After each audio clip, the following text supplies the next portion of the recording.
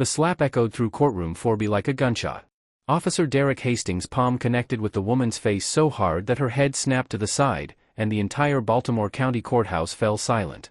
For 3 long seconds, nobody moved. Nobody breathed. The elegant black woman in the tailored charcoal suit didn't flinch. She didn't cry out. She simply touched her cheek, looked Derek dead in the eye, and said in a voice that could cut steel, "Officer Hastings, you've just made the biggest mistake of your career." What Derek didn't know, what nobody in that courtroom knew except for a select few, was that this woman wasn't just another witness. She wasn't just another face in the crowd of people Derek had spent 15 years disrespecting, intimidating, and abusing. This was Captain Simone Wallace. And in exactly 7 days, she would walk through the doors of Baltimore County Police Headquarters as their new police chief. The first black woman to ever hold that position. But right now, in this moment, Derek Hastings had no idea that he had just slapped his future boss in open court, in front of a judge, in front of bailiffs, in front of cameras that captured everything. The bailiff swarmed Derek immediately. 2 grabbed his arms while a 3rd moved to block him from Simone. Judge Patricia Henderson's gavel came down so hard it might have cracked the sound block. "Officer Hastings. You are in contempt of this court. Bailiffs, remove him immediately." Derek was still yelling as they dragged him toward the courtroom doors, his face red, his voice hoarse with rage and disbelief. "She's lying. They're all lying. You people always protect each other. I'm a cop. I'm a 15-year officer. You can't do this to me." But they could. And they were. And what Derek still didn't understand, what would take days for him to fully comprehend, was that this wasn't just about contempt of court. This wasn't just about assaulting a witness. This was about justice that had been building for years, for decades, waiting for the perfect moment to strike. And karma? Karma has perfect timing. Let's rewind. Let's go back to how we got here. Because Simone Wallace wasn't even supposed to be in that courtroom as a defendant. She had been called as a character witness for her younger brother, Marcus Wallace, who stood accused of assaulting a police officer. An accusation that Simone knew in her bones was fabricated.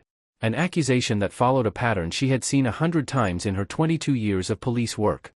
And the officer making that accusation? Derek Hastings. The same Derek Hastings who had just committed career suicide in front of a room full of witnesses. 4 days earlier, Simone had walked into courtroom 4B for the first time. The trial of Marcus Wallace versus the state of Maryland had been going on for 3 days already, and the defense attorney, Rebecca Lawson, had been systematically dismantling the prosecution's case piece by piece. Marcus sat at the defense table in a borrowed suit, his hands folded, his eyes tired but determined. Next to him sat his fiancée, Keisha, who hadn't left his side since this nightmare began. And across the aisle, at the prosecution table, sat Officer Derek Hastings, watching his lies collapse in real time. Simone entered quietly, took a seat in the gallery, and observed. She watched as Rebecca Lawson questioned witnesses, pointed out inconsistencies in police reports, and introduced evidence that contradicted everything Derek claimed happened that night in July. She watched as Derek's jaw clenched tighter with each piece of evidence, each witness testimony, each moment that exposed the truth. And she knew, with the certainty that comes from 2 decades of investigating corrupt officers, that Derek Hastings was exactly the kind of cop she had spent her career trying to remove from the force.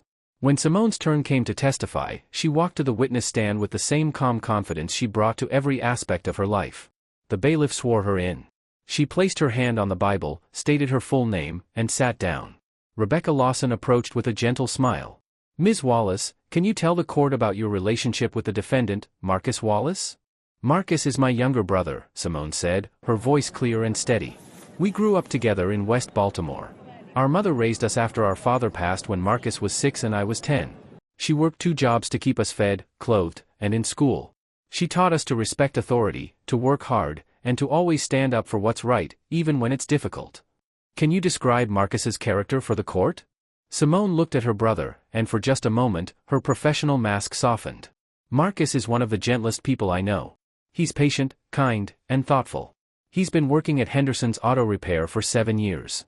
He volunteers every Saturday morning at the youth center on Monument Street, teaching kids basic car maintenance so they can get jobs when they're older. He's never been in trouble with the law.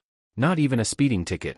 The idea that Marcus would assault anyone, let alone a police officer, goes against everything I know about who he is." Rebecca nodded. "And in your professional opinion, having known your brother his entire life, do you believe he's capable of the violence he's accused of?" "No," Simone said firmly. "I don't believe it for a second." The prosecutor, a tired-looking man named Gerald Fisher, declined to cross-examine. He knew what the jury had already seen. The gas station surveillance footage showed everything. Derek Hastings yanking Marcus from his vehicle without cause. Derek slamming Marcus against the hood. Derek punching Marcus in the ribs when Marcus asked what he was being arrested for. The footage was clear. The lies were obvious. Cross-examining Marcus's sister about his character wasn't going to change that. Judge Henderson thanked Simone. "You may step down, Ms. Wallace." Simone stood, smoothed her suit jacket, and began walking back toward the gallery. She passed the jury box, where 12 faces watched her with expressions ranging from sympathy to anger at what they had witnessed during this trial. She passed the court reporter, still typing away. And then she passed the prosecution table, where Derek Hastings sat with his arms crossed, his face twisted with barely contained rage. That's when Derek stood up. The movement was sudden enough that everyone noticed. Simone paused, turned slightly to look at him, and that's when he said it. Loud enough for everyone to hear. Loud enough that there would be no mistaking his words. "You people always stick together, don't you?" The courtroom went still. Simone stopped completely now, turning to face Derek directly. Her expression remained calm, but her eyes were sharp. "Excuse me, officer?" Derek took a step closer to the railing that separated the prosecution table from the open courtroom floor. His voice dripped with contempt. "You heard me. You and your brother, playing the victim card. Making everything about race. I'm sick of it. I'm sick of people like you crying wolf every time you don't get your way." Judge Henderson's gavel came down. "Officer Hastings. That is completely inappropriate. You will control yourself in my courtroom." But Derek was past the point of control. 15 years of getting away with complaints, of having his union representative spin his misconduct, of watching internal affairs investigations disappear into bureaucratic black holes, all of it had built up this sense of invincibility. This arrogance. This belief that his badge made him untouchable. He looked at Simone, and all he saw was another black woman who dared to challenge his authority. Another person who needed to be put in their place. "You know what your problem is?" Derek continued, his voice rising. "You think you're special. You think the rules don't apply to you. Well, I've got news for you, lady. Your brother assaulted me. I don't care how many character witnesses you parade through here. I don't care what some grainy gas station video supposedly shows. I was there. I know what happened. And I'm not going to stand here and let you people make me out to be the bad guy." "Officer Hastings." Judge Henderson was standing now, her face flushed with anger. "One more word and you will be removed from this courtroom." Simone opened her mouth to respond. Not to argue, not to escalate, but simply to say what she had been trained to say in situations like this, that the jury would decide the truth based on evidence, not emotion. But before she could speak, Derek's hand flew up. Fast. Violent. Unthinking. His palm connected with Simone's face with a crack that seemed to echo off every wall in that courtroom. Simone's head turned with the force of the blow. A red mark bloomed across her cheek. But she didn't stumble. She didn't cry out. She simply stood there, one hand slowly rising to touch her face, and looked at Derek Hastings with an expression that was somehow more terrifying than any show of anger could have been. It was the look of someone who had just watched their opponent seal their own fate. It was the look of someone who knew exactly what was coming next. It was the look of perfect, controlled fury. "Officer Hastings," Simone said quietly, her voice steady despite the burning pain in her cheek, "you've just made the biggest mistake of your career." And that's when the bailiffs moved. 3 of them converged on Derek at once, grabbing his arms, forcing him back from the railing. Derek was shouting now, his voice cracking with desperation. "Get your hands off me! I'm a police officer. She provoked me. You all saw it. She was disrespecting the court. I was defending the integrity of law enforcement." Judge Henderson was on her feet, her gavel coming down again and again. "Bailiffs, remove Officer Hastings from my courtroom immediately. He is hereby held in contempt. I want him placed in a holding cell until we can schedule a hearing on these charges."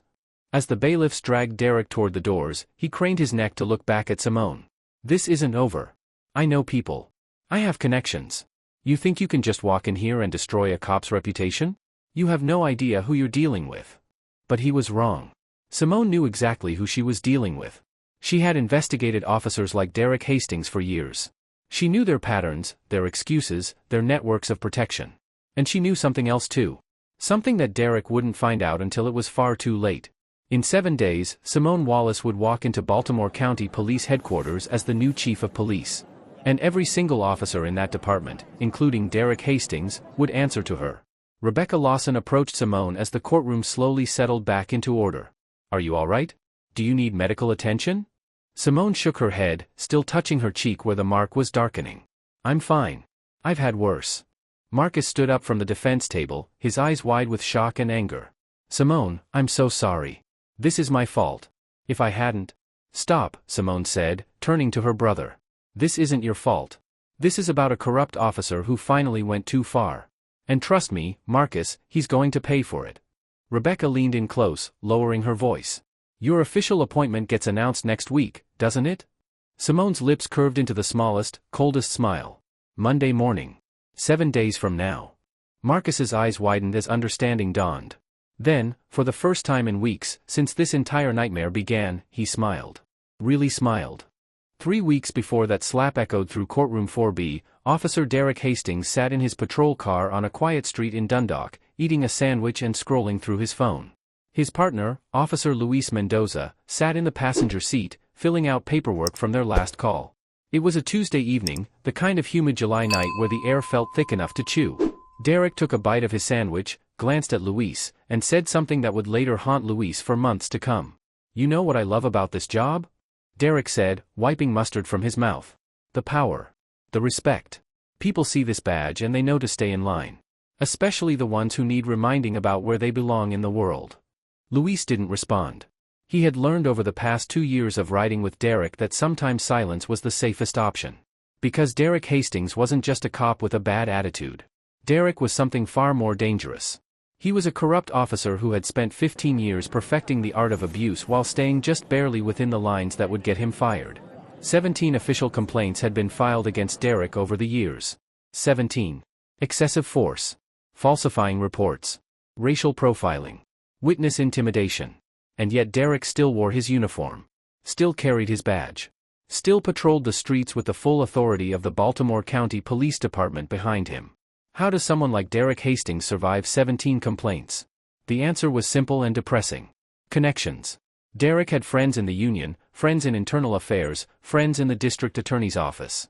He had a union representative named Tom Carlisle who could spin any incident, no matter how damning, into a misunderstanding or a case of an officer just doing his job under difficult circumstances. Derek knew which supervisors would look the other way, which judges would give cops the benefit of the doubt, and which prosecutors would never push too hard against law enforcement. But more than that, Derek understood the system. He knew how to write reports that sounded just plausible enough. He knew how to coach witnesses into giving statements that supported his version of events. He knew that body cameras could malfunction at convenient times, and that even when they didn't, the footage could be interpreted in ways that protected officers. Derek had turned corruption into a science, and for 15 years, he had gotten away with it. Luis Mendoza knew all of this. Luis had tried to report Derek twice in the past 18 months. The first time was after Derek beat a suspect during an arrest so badly that the man needed 12 stitches. Luis had gone to their sergeant, a man named Bill Morrison, and explained what he saw. Morrison had listened, nodded, and then said something that Luis would never forget. Look, Mendoza, I get it. Derek can be rough around the edges. But he gets results. He closes cases. And in this department, that matters. You want to be known as the guy who rats out his partner? You want every cop in this precinct to wonder if you'll do the same to them? Be a team player. Learn to work with different styles. The second time Luis tried to report Derek was after he watched Derek plant evidence during a drug bust. A baggie of cocaine that definitely hadn't been in the suspect's pocket suddenly appeared during the search. Luis saw Derek slip it in with his own eyes. This time Luis went to internal affairs. He filled out the paperwork, gave his statement, and waited. 3 weeks later, an IA investigator named Karen Schultz called him into an office and told him the investigation had been closed. Insufficient evidence. Conflicting accounts. No corroboration. The subtext was clear: your word against a 15-year officer with a stack of commendations isn't going to go anywhere. Drop it. So Luis dropped it. He stopped reporting. He stopped objecting. He started doing what Derek told him to do, writing what Derek told him to write, and keeping his mouth shut. Luis told himself he was protecting his family. He had a wife, 2 kids in middle school, and a mortgage on a modest house in Essex. He couldn't afford to lose his job. He couldn't afford to become a pariah in the department. He couldn't afford to be the cop that other cops refused to back up when things got dangerous. And so Luis became complicit. He became part of the problem he had once wanted to fix. But every night, when Luis went home and kissed his kids goodnight, he felt the weight of it. The shame. The guilt. The knowledge that his silence was allowing Derek to keep hurting people. Luis started keeping a private record. Nothing official. Just notes on his phone, dates and times, brief descriptions of incidents. He told himself that someday, when the time was right, when he had enough evidence, when he could do it safely, he would come forward. But weeks turned into months, and Luis kept riding with Derek, kept watching him abuse his power, and kept saying nothing.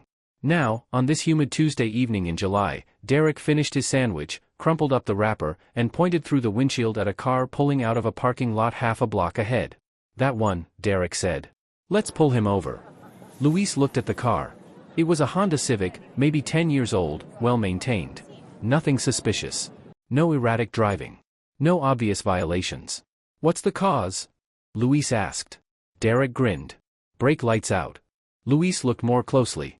Both brake lights were clearly working. "Derek, I can see both lights from here." "Not after we pull him over, you won't." Luis felt his stomach drop. This was how it always started. Derek would claim some minor violation, pull someone over, and then escalate the situation until he had an excuse to make an arrest. And 9 times out of 10, the person Derek targeted was black. This wasn't policing. This was hunting. And Luis was about to watch it happen again. Derek flipped on the patrol car's lights and pulled out behind the Honda. The car slowed, turned on its signal, and pulled over to the curb in a calm, controlled manner. Exactly what you're supposed to do when a cop pulls you behind you. Derek parked the patrol car, checked his gun, and glanced at Luis. "Stay sharp. You never know with these people." The driver of the Honda rolled down his window as Derek approached. Luis got out and stood by the patrol car, watching. The driver was a black man in his late 20s, wearing a mechanic's uniform with a name patch that read Marcus. He kept both hands visible on the steering wheel, exactly like you're supposed to do. His voice was calm and polite as Derek leaned down to the window. "Good evening, officer. Was I doing something wrong?" "License and registration," Derek said, his tone already aggressive. "Your brake light is out." Marcus glanced in his rearview mirror, clearly confused. "Sir, I just had my car serviced last week. I don't think there's anything wrong with my lights." "Are you arguing with me?" "No, sir. I'm just saying I don't think." "Step out of the vehicle." Luis felt his chest tighten. This was happening too fast. There was no reason to ask the driver to exit the vehicle for a brake light violation. No reason except that Derek wanted to escalate. Marcus hesitated, and Luis could see the calculation happening in his mind. The same calculation every black man in America has to make when dealing with police. Do I comply and hope for the best? Do I stand up for my rights and risk things getting worse? Do I film this? Do I call someone? What's the safest play here? Marcus chose compliance. He slowly opened his door and stepped out, keeping his hands visible. "Sir, can you tell me what this is about? I haven't done anything wrong." Derek grabbed Marcus by the arm and spun him around, pushing him against the hood of the Honda. "I said step out of the vehicle. I didn't say ask questions." "Officer, please, I'm cooperating." "You're resisting." "I'm not resisting, I'm just asking." That's when Derek punched Marcus in the ribs. Hard. Marcus gasped, tried to pull away, and Derek slammed him harder against the hood. Luis stood frozen by the patrol car, his hand instinctively moving toward his radio, toward anything that might stop this, but his body wouldn't obey. He thought about his kids. He thought about his mortgage. He thought about Karen Schultz from Internal Affairs telling him his report was closed due to insufficient evidence. Suspect became aggressive and combative, Derek shouted, loud enough for Luis to hear clearly. "Attempted to assault me. I'm taking him into custody." Marcus's voice was strained, pained, confused. "I didn't do anything. I didn't touch you." Derek yanked Marcus's arms behind his back and cuffed him. Then Derek looked directly at Luis, his eyes cold and challenging. "You saw him assault me, right, partner?" This was the moment. This was always the moment. Every time Derek crossed the line, he forced Luis to make a choice. Tell the truth and destroy your career, or lie and stay safe. Luis looked at Marcus, saw the fear and betrayal in his eyes, saw a man who had done absolutely nothing wrong being arrested for a crime that never happened. Luis opened his mouth, and the word that came out was the word that would haunt him for weeks to come. "Yeah. I saw it." Derek smiled. "Good. Let's get him processed." Marcus spent that night in a cell at Baltimore County Detention Center. By morning, he was being charged with assault on a police officer, resisting arrest, and failure to comply with lawful orders. Felony charges. The kind of charges that could destroy a life. Cost him his job. Cost him his freedom. All because Derek Hastings decided to pull him over for a brake light that wasn't even broken. But what Derek didn't know was that there had been a witness. The gas station across the street from where the stop happened had surveillance cameras pointed toward the street. The owner, a Korean immigrant named Mr. Kim who had his own history of bad encounters with Derek Hastings, had watched the whole thing on his security monitor. And when Marcus's fiancée, Keisha, came looking for anyone who might have seen what happened, Mr. Kim burned her a copy of the footage and told her to get Marcus a good lawyer. That footage made its way to Rebecca Lawson, a former prosecutor who had left the district attorney's office after becoming disgusted with how many times she was pressured to give cops a pass on obvious misconduct. Rebecca watched the footage 3 times, felt the familiar anger rising in her chest, and took Marcus's case pro bono. She knew exactly what she was dealing with. She had seen officers like Derek Hastings before. And she knew how to beat them in court. But Rebecca also knew that Marcus would need more than just video evidence and good legal representation. He would need character witnesses. People who could testify to who Marcus really was, not the violent criminal Derek was trying to paint him as. That's when Keisha called Marcus's sister. The sister Marcus hadn't wanted to burden with this mess. The sister who worked in law enforcement herself and might face conflicts of interest. The sister who had built a 22-year career on integrity and justice. Simone Wallace answered the phone on the second ring. She was in her office at Baltimore City Police Headquarters, reviewing case files for an internal affairs investigation into an officer accused of taking bribes from drug dealers. When Keisha explained what happened to Marcus, Simone closed her eyes and felt the familiar burn of anger that came from knowing the system she served was protecting officers who had no business wearing a badge. "Keisha, listen to me carefully," Simone said, her voice calm but firm. "Get Marcus a lawyer. A good one. Someone who specializes in police misconduct. I can't get involved officially because of jurisdictional issues, but I will do everything I can to help. Tell Marcus not to talk to anyone without his attorney present. Not other inmates, not guards, nobody. And tell him I love him and this isn't over."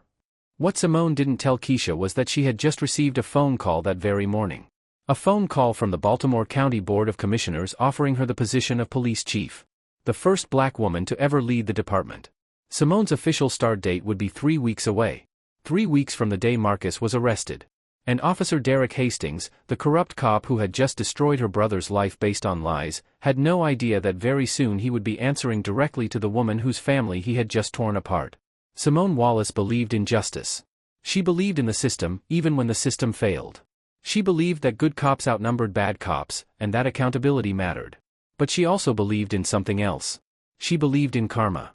And as she hung up the phone with Keisha and stared at the Baltimore County Police Chief contract sitting on her desk waiting for her signature, Simone knew that karma was about to catch up with Derek Hastings in a way he could never anticipate.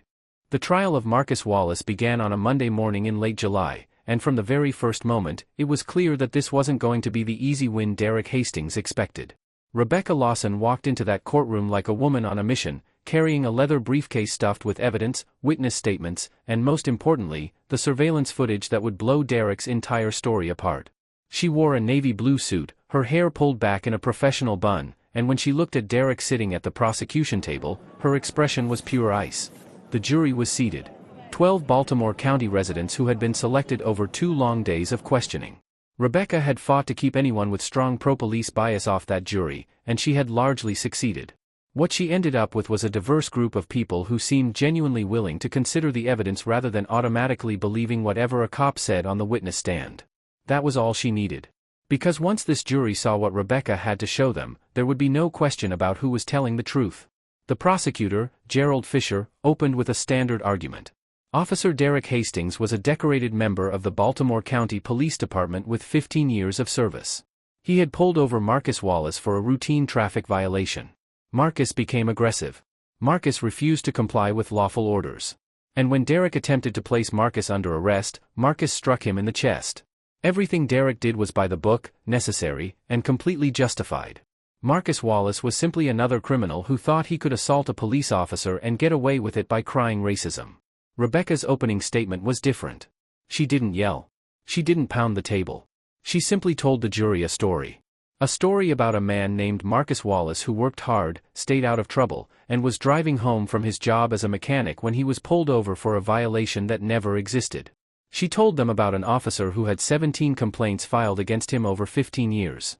She told them about a system that protected bad cops while destroying innocent lives. And she promised them that by the end of this trial, they would see with their own eyes exactly what happened on that street corner in July. "Ladies and gentlemen," Rebecca said, looking each juror in the eye, "this case isn't about whether police officers deserve respect. They do. It's not about whether officers sometimes face dangerous situations that require split-second decisions. They do. This case is about one officer, Derek Hastings, who abused his power, fabricated charges, and tried to send an innocent man to prison to cover up his own misconduct. And I'm going to prove it to you." The first 2 days of trial were brutal for Derek. Rebecca called witness after witness who testified about his pattern of behavior. She brought in 4 people who Derek had arrested over the years on charges that were later dismissed or reduced. Each one told a similar story. Derek pulled them over for minor violations or no violations at all. Derek escalated situations that didn't need to be escalated. Derek used force that wasn't necessary. And Derek always wrote reports that made himself look like the hero and the suspect look like the villain. Gerald Fisher objected repeatedly, arguing that past complaints weren't relevant to this specific case. But Judge Patricia Henderson, a no-nonsense woman in her early 60s who had been on the bench for 20 years, allowed the testimony. "The defendant has a right to establish a pattern of behavior," she ruled. Objection overruled. Derek sat at the prosecution table, his face getting redder with each testimony. His lawyer, a public defender named Sharon Yates who had been assigned to assist the prosecution as a legal advisor, kept whispering to him to stay calm, to not react, to let Fisher handle it. But Derek wasn't good at staying calm. Derek's entire career had been built on intimidation, on making people afraid to challenge him. And now he was sitting in a courtroom where he couldn't intimidate anyone, where his badge meant nothing, where people were telling the truth about him and there was nothing he could do to stop it. On the third day of trial, Rebecca played the surveillance footage. She had it transferred to a large monitor that faced the jury box, and she played it 3 times. The first time, she played it without comment, letting the jury see the entire interaction from start to finish. The second time, she paused at key moments and pointed out specific details. The brake lights on Marcus's car, both clearly working. Derek approaching the vehicle with his hand already on his weapon. Marcus keeping his hands visible on the steering wheel. Derek ordering Marcus out of the car without any legal justification. Marcus complying slowly and carefully. Derek grabbing Marcus and slamming him against the hood. Marcus asking what he was being arrested for. And then, clear as day, Derek punching Marcus in the ribs. "Now watch Officer Hastings's body language here," Rebecca said, pausing the video at the moment right after the punch. "He looks directly at his partner, Officer Luis Mendoza, who is standing by the patrol car. And what does Officer Hastings do? He shouts something. The audio isn't clear, but we have testimony about what he said. He said, 'Suspect became aggressive and combative. Attempted to assault me.' He's creating the narrative. He's establishing the false justification for the arrest. And then he looks at Officer Mendoza and makes sure his partner heard it." The jury watched in silence. Several of them were leaning forward, studying every detail. One woman in the back row had her arms crossed, her face set in an expression of clear disgust. An older black man in the front row shook his head slowly. Rebecca let the video speak for itself because the video was damning. There was no assault. There was no resistance. There was only a cop abusing his power and a civilian trying desperately to survive the encounter without getting hurt worse than he already was. Gerald Fisher did his best during cross-examination of Rebecca's witnesses, but there wasn't much he could do. The video existed. The pattern existed. The complaints existed. All Fisher could really argue was that maybe the video didn't show the full context, maybe there were threats or movements that the camera didn't capture, maybe Derek genuinely believed he was in danger. But it was weak and everyone in that courtroom knew it. Then came Derek's turn to testify. This was the moment Fisher had been dreading, because he knew Derek wasn't good on the witness stand. Derek was arrogant, defensive, and couldn't hide his contempt for anyone who questioned him. But they had no choice. The prosecution's entire case rested on Derek's credibility, and without his testimony, there was nothing to contradict the surveillance footage. Derek took the stand wearing his dress uniform, his badge polished, his posture rigid. Fisher walked him through the events of that night, and Derek recited his version like he had practiced it 100 times. He pulled Marcus over for a brake light violation. Marcus became verbally aggressive. Marcus refused to comply with simple requests. When Derek attempted to place Marcus under arrest for obstruction, Marcus struck Derek in the chest with his forearm. Derek responded with appropriate force to subdue the suspect. Everything was by the book. Rebecca's cross-examination was surgical. She started with the brake light, asking Derek to explain exactly which light was out. Derek said the right rear brake light. Rebecca asked if he had documented this in his report. Derek said yes. Rebecca then displayed Derek's actual police report on the monitor, and there was no mention of which specific light was malfunctioning. Derek stammered, said he must have forgotten to include that detail. Rebecca moved on to the body camera. Officer Hastings, you were wearing a body camera during this incident, correct? Yes. And body cameras are designed to record all interactions between police and civilians, correct? Yes. So the jury should be able to watch your body camera footage and see exactly what happened, correct? Derek shifted in his seat. The camera malfunctioned. Malfunctioned how? It stopped recording during the arrest. How convenient. And when did you discover this malfunction? When I went to upload the footage later that night. And did you report this malfunction to your supervisor? Yes. And did you request a replacement camera? Derek hesitated. I don't recall. Rebecca pulled out another document. I have your equipment logs, Officer Hastings. There's no record of you reporting a malfunctioned body camera on the night of July 15th or any time in the following week. In fact, you used the same camera on 3 subsequent shifts. So either you continued using equipment you knew was broken, which violates department policy, or the camera didn't actually malfunction. Which is it? Derek's jaw clenched. I must have forgotten to file the report. You forgot to report broken equipment. You forgot to specify which brake light was out. You seem to forget a lot of important details, Officer Hastings. But you remember very clearly that Marcus Wallace struck you in the chest, don't you? Because it happened. Where exactly did he strike you? Upper chest area. Were you injured? Minor bruising. Did you seek medical attention? No, it wasn't necessary. Did you photograph the injury? No. Did you have another officer document the injury? No. So we have no physical evidence of this alleged assault, no body camera footage, and a surveillance video that shows Marcus Wallace never touching you at all. Is that accurate? The camera angle doesn't show everything. It shows enough, doesn't it, Officer Hastings? It shows you yanking an innocent man out of his car, slamming him against the hood, and punching him in the ribs. That's what happened, isn't it? That's not what happened. Then explain to this jury why Mr. Wallace would assault you for no reason during a traffic stop where he was fully complying with your orders.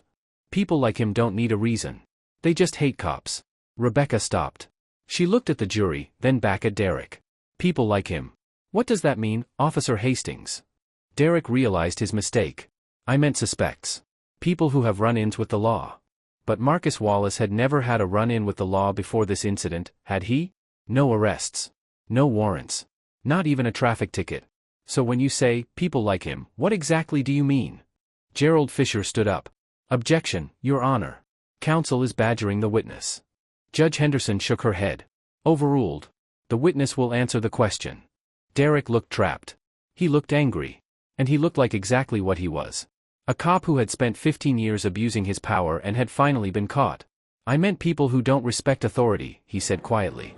Or people who are black. Rebecca asked. Objection. Withdrawn, Rebecca said, turning away from Derek. No further questions. The prosecution rested. The defense rested. And then, on the 4th day of trial, Rebecca called one final witness.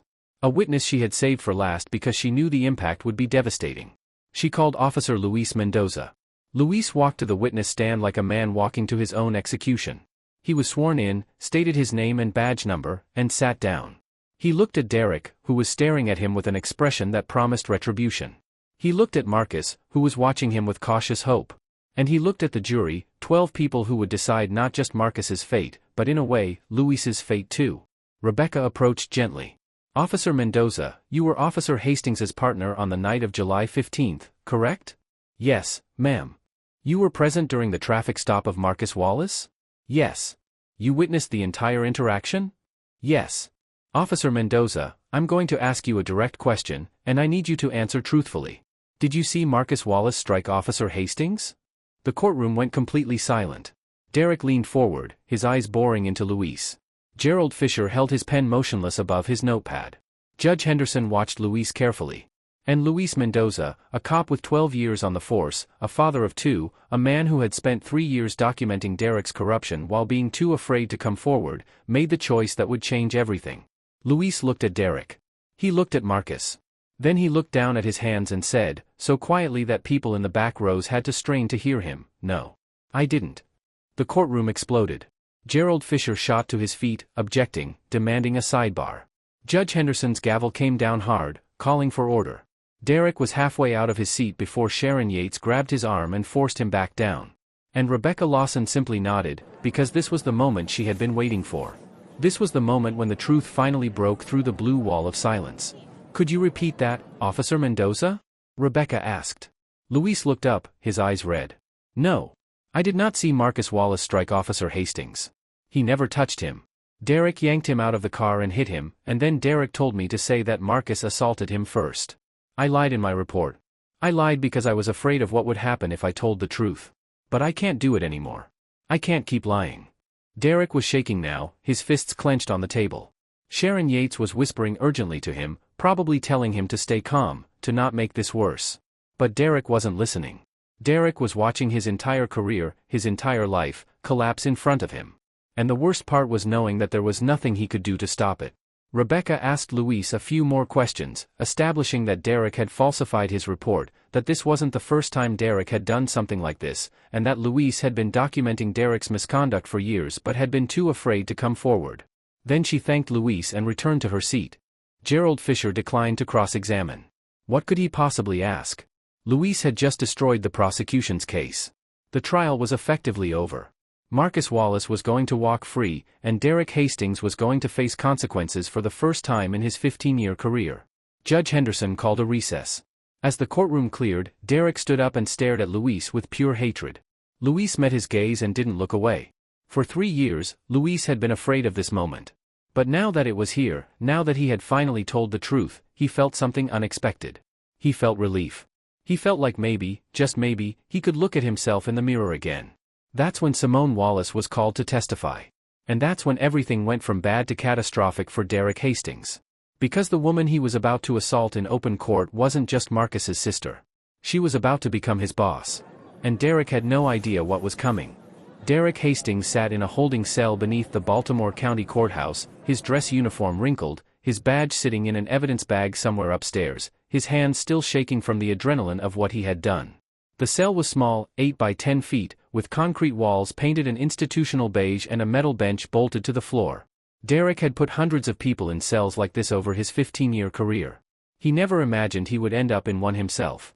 But even now, even after everything that had happened in that courtroom, Derek still didn't fully understand the magnitude of his mistake. He thought he was facing contempt of court charges. Maybe assault charges. Maybe he would lose his job, have to fight to keep his pension, deal with some bad publicity. It would be rough, sure, but Derek had survived complaints before. He had connections. He had a union representative who could work miracles. He would fight this, and eventually, things would blow over. They always did. What Derek didn't know was that Simone Wallace had been wearing a wire. Not officially.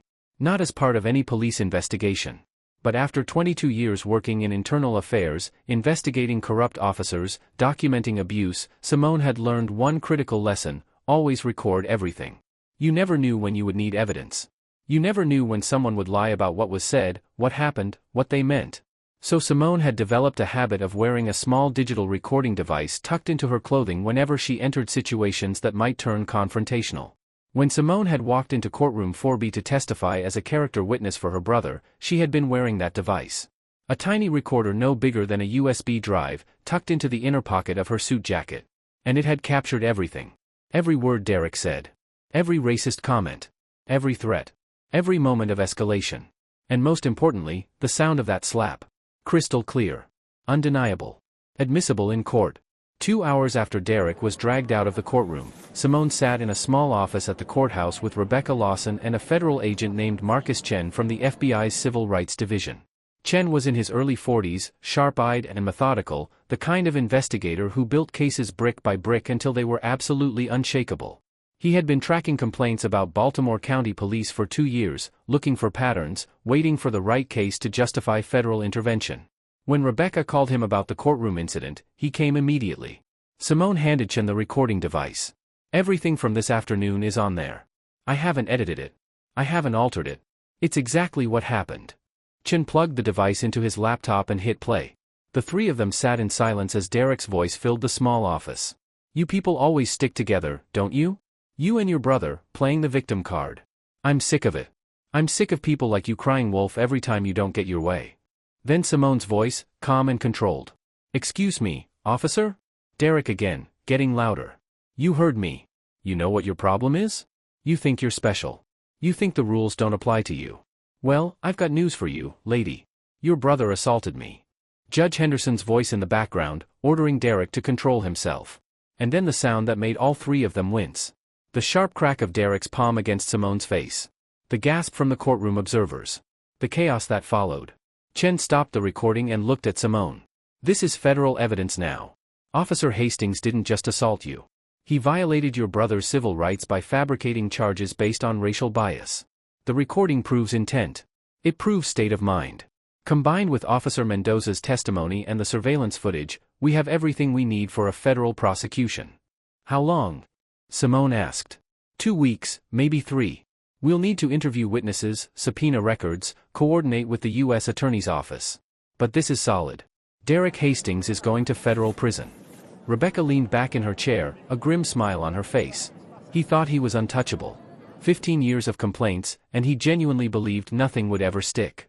They always do, Chen said. Officers like Hastings operate with impunity for so long that they forget they're not actually above the law. They start to believe their own mythology. And then they make one mistake, one really catastrophic mistake, and everything comes crashing down. Simone touched her cheek where the mark from the slap was still visible. Make sure the charges stick, Agent Chen. Make sure he can't slip through the cracks again. Oh, he won't, Chen said. I can promise you that. What none of them knew at that moment was that across town, in a modest house in Essex, Luis Mendoza was having the most important conversation of his life. He sat at his kitchen table with his wife, Maria, and told her everything. Every lie he had written in a report. Every time he had watched Derek cross the line and said nothing. Every night he had come home and felt like he was drowning in guilt. Maria listened without interrupting, her expression shifting from shock to disappointment to something that looked almost like relief. I thought I was protecting us, Luis said, his voice breaking. I thought if I kept my head down, stayed quiet, I could keep my job and my pension and give you and the kids a good life. But I wasn't protecting anything. I was just destroying myself piece by piece. Maria reached across the table and took his hand. What are you going to do? I'm going to Internal Affairs tomorrow morning. I'm bringing everything. Everything? Every recording I made. Every note I took. Every case where Derek falsified evidence or filed false charges. I've been documenting it for 3 years. I kept telling myself I was waiting for the right time, but the truth is I was just afraid. I watched him slap that woman in court today, and something broke. I can't be part of this anymore. Maria squeezed his hand. You're going to lose your job. Probably. We might lose the house. Maybe. The other cops are going to hate you. Definitely. But you'll be able to sleep at night. Luis looked at his wife and felt tears burning in his eyes. Yeah. I'll be able to sleep at night. The next morning, Luis Mendoza walked into Baltimore County Police Headquarters carrying a laptop bag containing 3 years of evidence. He asked to speak with Internal Affairs, and 30 minutes later, he was sitting in an interview room across from 2 investigators who looked increasingly stunned as Luis laid out everything he had. Recordings of Derek bragging about teaching lessons to suspects. Copies of incident reports with inconsistencies and outright fabrications highlighted. A spreadsheet Luis had created listing 17 cases where Derek had manufactured evidence or filed false charges, complete with dates, case numbers, and the names of the victims. Why now? One of the investigators asked. Why are you coming forward after 3 years? Because I watched Officer Hastings slap a woman in open court yesterday, Luis said. And I realized that if I stayed silent any longer, I was just as guilty as he was. I'm done being part of the problem. The investigators looked at each other. This wasn't just about Derek Hastings anymore. This was about systemic corruption. This was about supervisors who had ignored complaints, union representatives who had protected bad cops, and a culture that valued loyalty over integrity.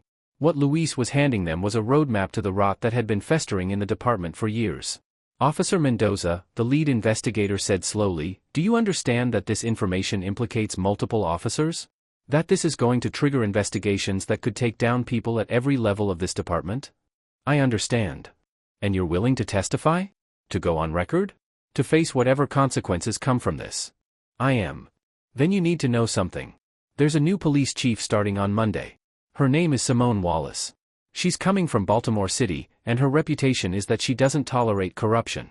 If you're serious about this, if you really want things to change, she's the person who can make it happen." Luis felt his stomach drop. Simone Wallace? The woman from the courtroom? That's her. She's Marcus Wallace's sister. And in 5 days, she's going to be running this department. Luis started laughing. Not because anything was funny, but because the universe had just delivered the most perfect justice he could imagine. Derek had slapped his future boss. And now Luis was about to hand that same boss all the evidence she needed to clean house. Over the next 4 days, the investigation Luis triggered moved faster than anyone expected. The internal affairs investigators brought in the FBI. The FBI brought in the U.S. attorney. The U.S. attorney started issuing subpoenas. And one by one, the truth about Derek Hastings and the officers who had protected him started coming to light. 4 officers were implicated in falsifying reports to cover for Derek. A sergeant named Bill Morrison was found to have buried at least 8 complaints about Derek's conduct over 5 years. A lieutenant named Robert Hayes had falsified an internal affairs investigation in 2021, deliberately omitting witness statements that contradicted Derek's version of events. The union representative, Tom Carlisle, was discovered to have pressured witnesses not to file complaints and had coordinated with department leadership to make problematic cases disappear. The rot went deeper than anyone imagined. And at the center of it all was Derek Hastings, who still sat in his cell thinking he could lawyer his way out of this, thinking his connections would save him, thinking that somehow, some way, he would come out on top like he always had. On Friday afternoon, 2 days before Simone Wallace's official start date as police chief, federal agents arrested Derek at the courthouse where he was waiting for his bail hearing on the contempt charges. They read him his rights and charged him with deprivation of rights under color of law, conspiracy against rights, and falsification of records in a federal investigation. The charges carried a maximum sentence of 20 years in federal prison. Derek's lawyer, a private attorney he had hired after being released from the holding cell, tried to argue for bail. The federal prosecutor, a woman named Jennifer Park who had built her career prosecuting civil rights violations, argued that Derek was a flight risk and a danger to witnesses. She played the recording Simone had made. She presented Luis Mendoza's evidence. She showed the pattern of abuse stretching back over 15 years. And the federal magistrate denied bail. Derek was led out of the courtroom in handcuffs, and for the first time since this whole nightmare began, he looked genuinely afraid. Not angry. Not defiant. Afraid. Because federal charges weren't like state charges. Federal prosecutors didn't cut deals unless they absolutely had to. Federal judges didn't have sympathy for corrupt cops. And federal prisons didn't offer the kind of protective housing that state facilities sometimes provided for former law enforcement. Derek was going away for a long time. And everybody knew it. That same afternoon, Luis Mendoza received a phone call from an unknown number. He answered cautiously, expecting maybe a reporter or a lawyer or one of the many cops who now refused to speak to him. Instead, he heard a woman's voice. Calm, professional, familiar. Officer Mendoza, this is Captain Simone Wallace. I understand you've been cooperating with the investigation into Derek Hastings and others. I want you to know that I've reviewed the evidence you provided, and I'm impressed by your courage. It takes a special kind of strength to stand up against corruption from the inside, especially when you know it will cost you everything. Luis felt his throat tighten. Captain Wallace, I need to apologize. I should have come forward years ago. I should have told the truth in my initial report about your brother. I failed him, and I failed everyone Derek hurt because I was too afraid to do the right thing. You did the right thing eventually, Simone said. And that matters. I start as police chief on Monday, and one of my first priorities is going to be rebuilding trust in this department. I need officers who understand the difference between loyalty and complicity. Officers who will speak up when something is wrong, even when it's hard. I'm promoting you to sergeant, and I'm putting you in charge of a new unit focused on integrity and accountability. If you want the position. Luis couldn't speak for a moment. He had expected to be fired, shunned, destroyed. Instead, he was being promoted by the very woman whose family he had helped victimize. Captain, I don't deserve that. Maybe not, Simone said. But I don't need officers who are perfect. I need officers who are willing to do better. Are you willing to do better, Sergeant Mendoza? Yes, ma'am. I am. Then I'll see you Monday morning. Simone hung up, and Luis sat in his kitchen staring at his phone, tears running down his face. His wife came in, saw his expression, and asked if everything was okay. Luis looked up at her and smiled. For the first time in 3 years, everything was actually okay. Monday morning arrived with the kind of crisp autumn air that made everything feel like a fresh start. Simone Wallace stood in front of her bathroom mirror at 5:30 in the morning, adjusting the collar of her uniform. The Baltimore County Police Chief uniform. Dark navy blue with gold insignia, a badge that read Chief of Police in bold letters, and 4 stars on each shoulder that represented the weight of responsibility she was about to carry. Simone had worn a uniform for 22 years, but this one felt different. This one represented not just her career, but the hopes of everyone who had ever been failed by officers who abused their power. She touched her cheek where the mark from Derek's slap had finally faded. The bruise was gone, but the memory remained sharp. Good. She wanted to remember. She wanted to carry that moment with her as a reminder of why this work mattered, why accountability mattered, why she couldn't afford to let bad cops hide behind their badges ever again. At 7 o'clock, Simone walked through the front doors of Baltimore County Police Headquarters for the first time as chief. The building was a modern structure of glass and steel on the eastern edge of the county, with a lobby that featured photos of officers killed in the line of duty and a marble monument engraved with the department's motto, integrity, service, pride. Simone stood in front of that monument for a long moment, reading those words and thinking about how Derek Hastings had betrayed every single one of them. The morning briefing was scheduled for 8 o'clock. Every officer on duty would be there, along with supervisors, detectives, and administrative staff. Nearly 200 people packed into the main auditorium, and the energy in the room was electric with anticipation. Everyone knew about the courtroom incident. Everyone knew about the federal charges against Derek. Everyone knew about the internal affairs investigation that was still unfolding. And everyone knew that the woman Derek had slapped was about to walk onto that stage as their new boss. Simone entered from a side door and walked to the podium. The room fell silent. She looked out at the sea of faces, some curious, some skeptical, some clearly hostile. She saw officers who had worked with Derek, who had probably covered for him at some point. She saw supervisors who had ignored complaints because it was easier than fighting the system. She saw young officers who had just joined the force and older ones who had seen chiefs come and go. And she saw Luis Mendoza sitting in the front row, wearing sergeant stripes that had been added to his uniform just that morning. "Good morning," Simone said, her voice carrying clearly through the auditorium. "My name is Chief Simone Wallace, and as of today, I am in command of this department. Some of you know me by reputation. Some of you know me because you watched one of your fellow officers assault me in a courtroom last week. And some of you are wondering right now whether I'm here for revenge." The room was so quiet that you could hear people breathing. "I'm not here for revenge," Simone continued. "I'm here for accountability. I'm here because this department has a problem. Not all of you. Not even most of you. But enough. Enough officers who think the badge gives them permission to abuse power. Enough supervisors who look the other way because it's easier than standing up. Enough of a culture that values loyalty over integrity. That ends today." Simone paused, letting her words sink in. She could see some officers shifting uncomfortably in their seats. Others were nodding slowly, as if they had been waiting years to hear someone say these things out loud. "Over the next few months, we're going to implement changes. New body camera policies with independent oversight. A civilian review board with real authority to investigate complaints. Mandatory training on de-escalation and implicit bias. And a new integrity unit, led by Sergeant Luis Mendoza, that will investigate misconduct allegations without interference from union representatives or department politics." She looked directly at Luis, who met her gaze with an expression of determined gratitude. "Sergeant Mendoza came forward last week with evidence of corruption that went back years. He risked everything to tell the truth. That's the kind of officer I want in this department. Not perfect people, but people who are willing to do the right thing even when it costs them." Simone clicked a remote, and a photograph appeared on the screen behind her. It was Derek Hastings in his dress uniform, taken at some department ceremony years ago. He was smiling, confident, the picture of a decorated officer. Derek Hastings worked for this department for 15 years. He had 17 official complaints filed against him. Excessive force. Falsifying reports. Racial profiling. And for 15 years, the system protected him. Supervisors ignored the complaints. Internal affairs closed investigations without proper review. Union representatives made problems disappear. And Derek kept his badge, kept his authority, and kept hurting people. She clicked to the next slide. It was a mugshot of Derek from his federal arrest, looking scared and small. This is Derek now. Facing federal civil rights charges. Facing 20 years in federal prison.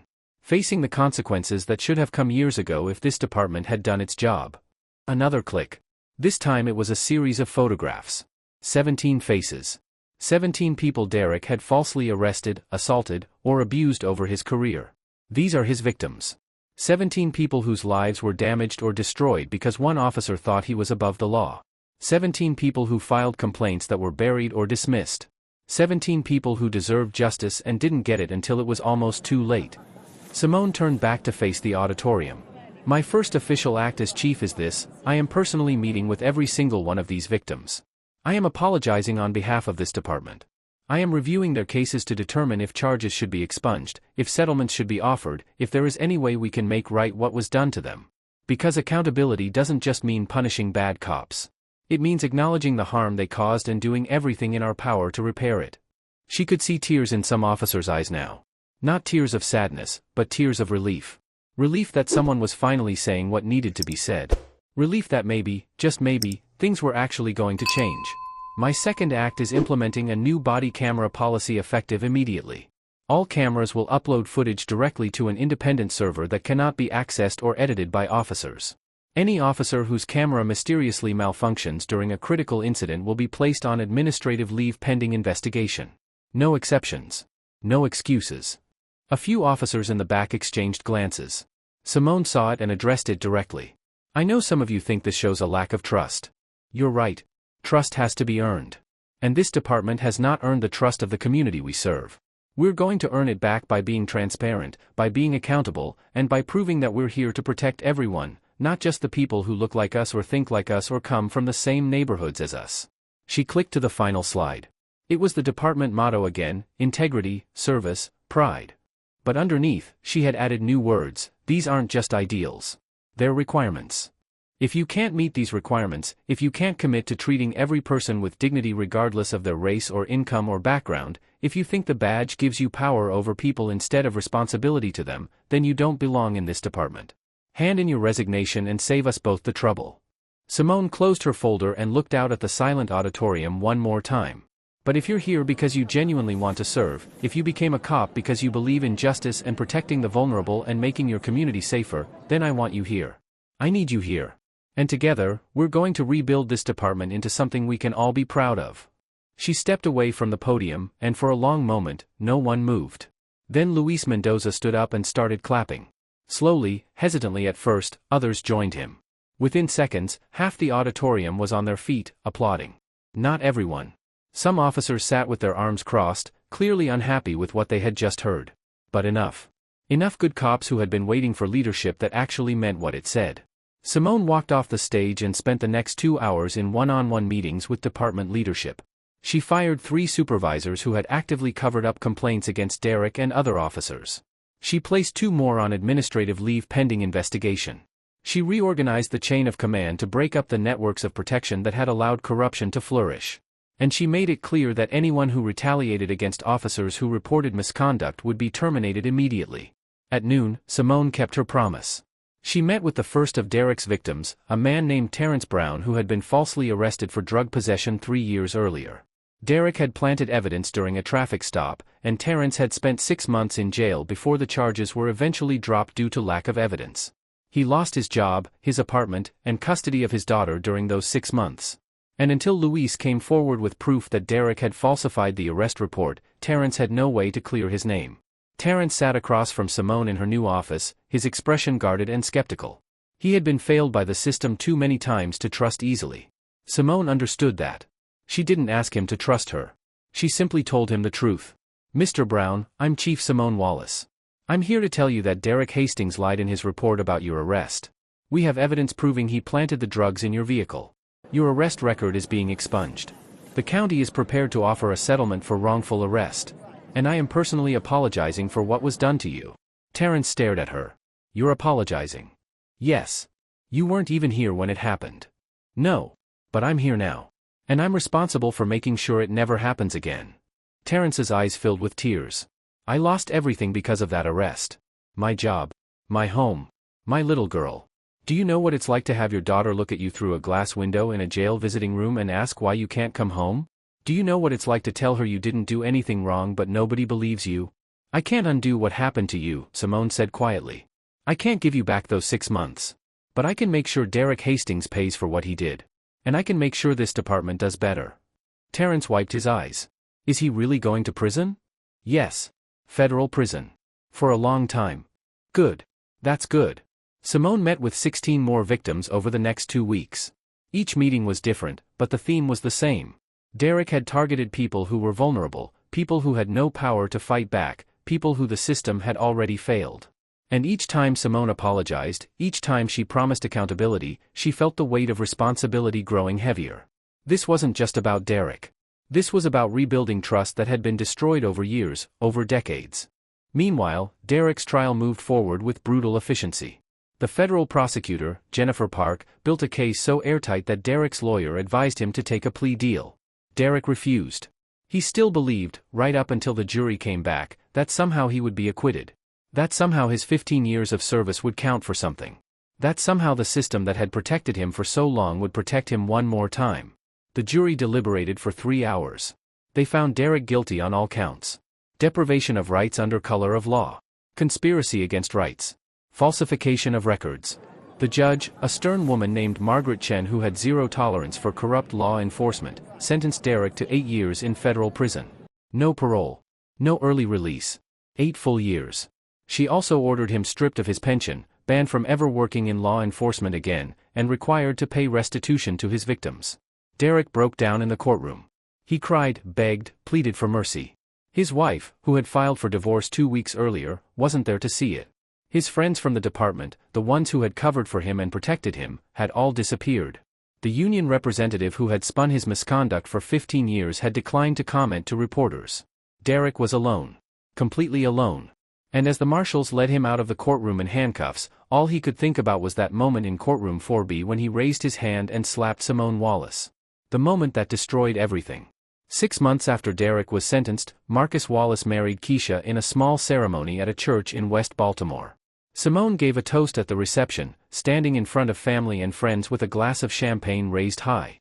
To my brother Marcus, who survived something no innocent person should ever have to endure. To Keisha, who stood by him when things were darkest. And to justice. Real justice. The kind that takes time, that requires courage, that demands we never stop fighting for what's right. Marcus, you could have been broken by what Derek Hastings did to you. Instead, you're stronger.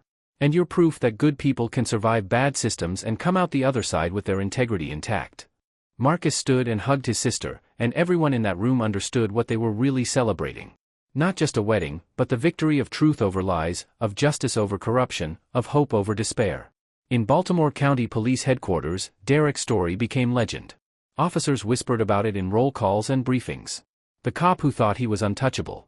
The cop who slapped a black woman in court not knowing she would be his boss in 7 days.